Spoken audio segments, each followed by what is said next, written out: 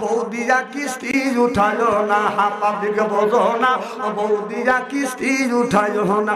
ও যাই বৌদিরা কিস্তি উঠাইলে রে তোমার আসল বউয়ার পাইবে না, পাইবে না, পাইবে না। পাবলিক বোঝো না, বৌদিরা কিস্তি উঠাইও না। বাবা একের ওয়াজ আসসালামু আলাইকুম, খবর কি বিয়াই? আসসালামু আলাইকুম, খবর কি বিয়াই? আপনি তো না থাকলে আপনার নাম্বার লিবার চাই, এর মানে গোপনে তুমি প্রেম করিবার চাও। এই প্রেমের পরকীয়া, প্রেমের ভালোবাসা হয়ে গেছে কিস্তি দ্বারা তোলে, যে সাহেবরা কিস্তি দেয়। এই যে বিভিন্ন এনজিও আছে, এনজিওর যে সাহেবগুলি আছে মোটরসাইকেলে হু করে যায়, ও আমি এনজিওর ওরা মেয়েদের কাছ থেকে মেয়েদের দেয় হলো কিস্তির টাকা দিয়া, কয় যে তোমার গোপন নাম্বারটা দাও।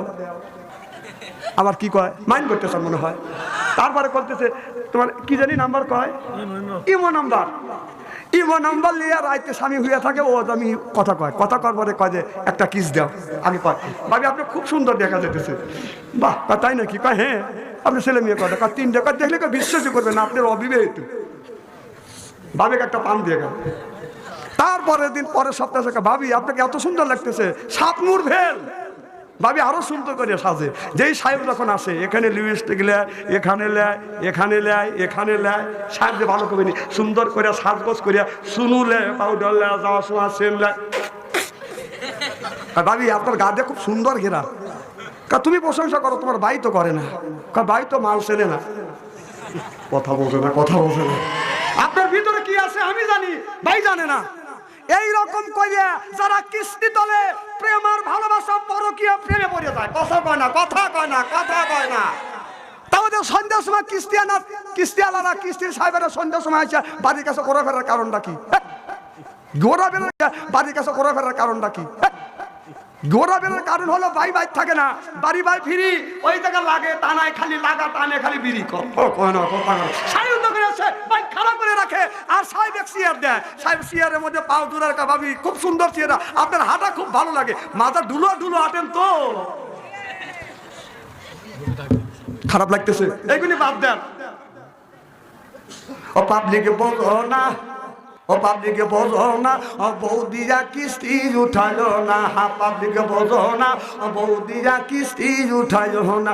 ও যাই বৌদিরা কিস্তি উঠাইলে রে তোমার আসল বউয়ার পাইবে না, পাইবে না, পাইবে না। পাবলিকে বোঝো না, বৌদিরা কিস্তি উঠাইও না। ও ভাই একের ওয়াজ কথা বল না খেয়া। ও যে বৌদিরা কিস্তি উঠাইলে রে ও সাহেব বউ তো তোমার ভালো থুইবে না, বউ তো ভালো থুইবে না, থুইবে না।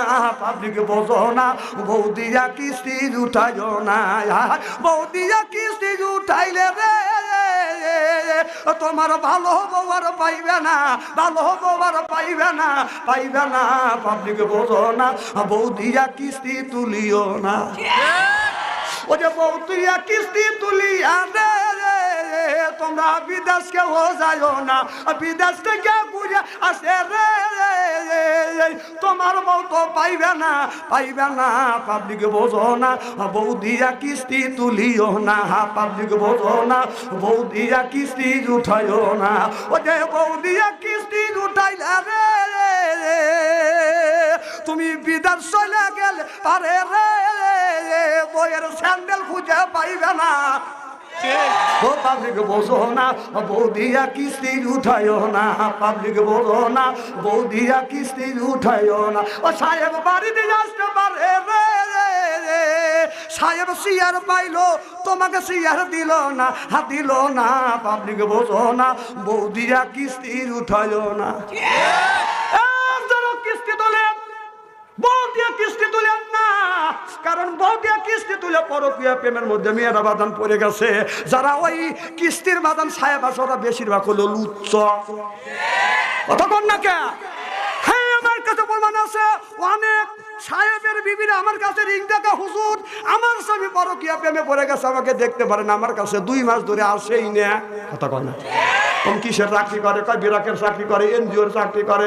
আমি বললাম আমার মতো মৌলবী বাইতে খাওয়ালে তোমার স্বামী ওই পরকীয়া প্রেম সাইরে দিবে না রে, চিল্লা কোন ঠিক কিনে আমার ভাইরা আমার, আল্লাহর কসম করে বলতেছি বাদান কিস্তি তোলা মহিলা দিয়ে কিস্তি তোলা বাদান হারাম, আর মহিলা দিয়ে কিস্তি তুলিয়া বাদান বেশিরভাগ আপনার এনজিও সাহেবের সাথে প্রেম ভালোবাসা করিয়া দুই ছেলের মাকে থুইয়া দুইটা ছেলে থুইয়া মা বাদান চলে গেছে সাহেবের সাথে, কথা কয় না।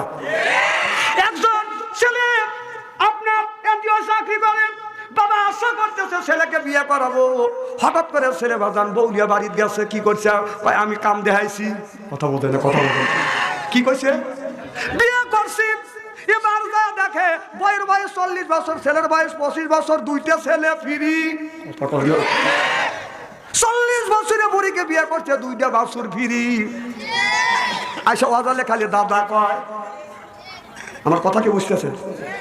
হাতে ধরে পায়ে পড়ি বউকে কিস্তি তুলে না, লটারি তোলা জায়েজ আছে, কিস্তি করাও জায়েজ আছে। কিস্তিটা হবে এইরকম, লটারি করা জায়েজ না হারাম? যেরকম হারাম আছে আবার জায়েজ আছে। কোন রকম হারাম হালাল কোনটা?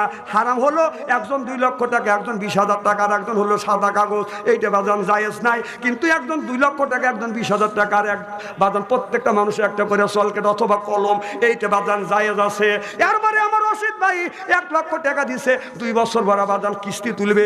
আপনার একটা লোকে ফ্রিজ কিনে দিল, ওই লোকটা 2 বছর ভরা টাকা দিল, এরপরে আপনার লাভের থেকে 1 লক্ষ টাকা 10,000 টাকা বাজান আপনার পাইলো, আর ওনার লাভের থেকে কি আপনার ওই ফ্রিজটা ফ্রি হলে এগুনি জায়েজ আছে। কিন্তু বউ দিয়া কিস্তি তোলা, বউ সাহেবের কাছে লেটা দিয়া বসে থাকে, সাহেব কুতকুতা টাকা থাকে, কোন দিকে টাকা সাহেব কথা বল না কে? খবরদার এইরকম করে তোলেন, কিন্তু বউ দিয়া ব্যবসা করেন না, নিজের বউকে ওই সাহেবের কাছে বিক্রি করেন না, কথা কয় না, কথা কয় না। আজকে বেশিরভাগ পরে গিয়া প্রেম করতেছে, প্রেমের মধ্যে পড়ে গেছে যারা কিস্তি তোলে আর যারা কিস্তি দেয়। সাহেবের কাছে 1 লক্ষ টাকা দরকার, দেবো না টাকা, যা গুড়া কাবাবি কাম তো হইতেছে না, কয় কে কয় মানি না, খুব